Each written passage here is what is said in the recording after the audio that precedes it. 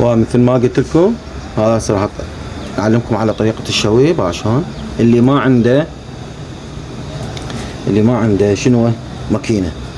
اللي ما عنده ماكينة هسه يفرها يفرها هيجي بهاي الطريقة. تشوفون تفرونه وتخلوه بهاي الطريقة. واللي عنده ماكينة يعني الماطور ماله شغال يشغله يفر بيه. وبهاي الطريقة انت كل 10 دقائق تفره فرة صغيرونة الوجه والظهر حد ما يستوي. اخوان مثل ما فهمتكم بعد شلون قامت تستوي الفوق، هي تدريجات. الدرجة الأولى هو الجوة حتى يستوي البطن ماله، هذا يستوي البطن ماله. اخوان شوية هاي معلومات يعني مفيدة لكم اخوان جماعة المطاعم. عمود لا تصير تبقى بيها زفرة او الشو ماله مو هالقد، يبقى الحمار جوه ببطنه. خلوهن تدريجيا شوية شوية تصعدون لي فوق حتى تحمص يصير لونه هذا. وبعد تريد بعد شوية اكثر تخليه زايد، يبقى لما تنشف البطن مالتها من المي حتى تبيعوها للعالم. هاي معلومات مفيدة اخوان رحم الله والديكم. واللي يبقى عندكم مسوين هواي تخميرة يعني وباقي عندكم دجاج بعد كم يوم صيف حارة الدنيا، اللي يبقى خلوله ثلج. هاي معلومات اريد اعطيكم اياها، خلون ثلج بحيث عمود يبقى محافظ على وبعد ياخذ من النكهات زين. مثل ما فهمتكم بهاي الطريقة تديرون كل 10 دقائق تفرونه. اذا ما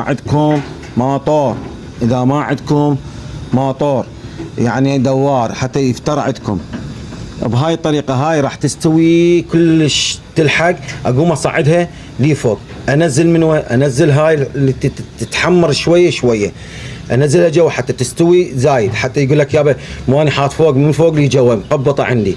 لا، اللي تحمر عادي ماكو اشكال، تجيبها قبل ما تصير حمرة كلش يعني كلش تعطي اللون مالتها، انزلها جوا حتى تاخذ الليونة الداخل مالتها بهاي الطريقة شوية بحيث اقلب بيهن، اصعد قسم وانزل قسم هيك بحيث على مود يستوي. هاي المعلومات شوية اخذوها اخوان اهل المواكب، اخوان اهل المطاعم. اللي يريد يتعلم ويريد يفتح له سبوبة رزق ماشي عيني، وان شاء الله اكمل وارجع لكم. عليه وعلى في هذه الساعة وفي كل ساعة وليا وحافظا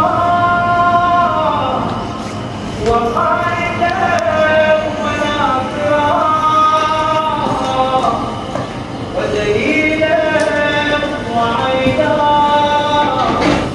حتى تسكنه أرضك طوعا وتمتعه فيها طويلا.